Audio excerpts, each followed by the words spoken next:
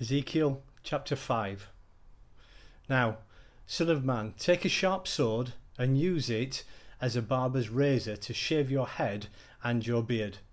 Then take a set of scales and divide up the hair. When the days of your siege come to an end, burn a third of your hair with fire inside the city. Take a third and strike it with the sword all around the city, and scatter a third to the wind, for I will pursue them with drawn sword. But take a few strands of hair and tuck them away in the folds of your garment. Again, take a few of these and throw them into the fire and burn them up. A fire will spread from there to the whole house of Israel. This is what the sovereign Lord says. This is Jerusalem, which I have set in the centre of the nations, with countries all around her. Yet in her wickedness she has rebelled against my laws and decrees more than the nations and countries around her. She has rejected my laws and has not followed my decrees. Therefore, this is what the sovereign Lord says. You have been more unruly than the nations around you, and have not followed my decrees or kept my laws. You have not even conformed to the standards of the nations around you.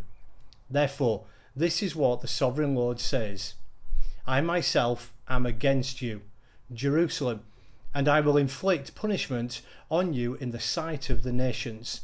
Because of your detestable idols, I will do to you what I have never done before and will never do again. Therefore, in your midst, fathers will eat their children, and children will eat their fathers. I will inflict punishment on you, and will scatter all your survivors to the winds. Therefore, as surely as I live, declares the sovereign Lord, because you have defiled my sanctuary with all your vile images and detestable practices, I myself will withdraw my favour. I will not look on you with pity or spare you. A third of your people will die of the plague or perish by famine inside you. A third will fall by the sword outside your walls, and a third I will scatter to the winds and pursue with drawn sword. Then my anger will cease and my wrath against them will subside, and I will be avenged. And when I have spent my wrath upon them, they will know that I, the Lord, have spoken in my zeal.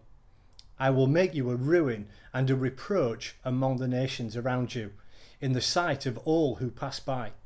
You will be a reproach and a taunt, a warning and an object of horror to the nations around you when I inflict punishment on you in anger and in wrath, in the stinging rebuke.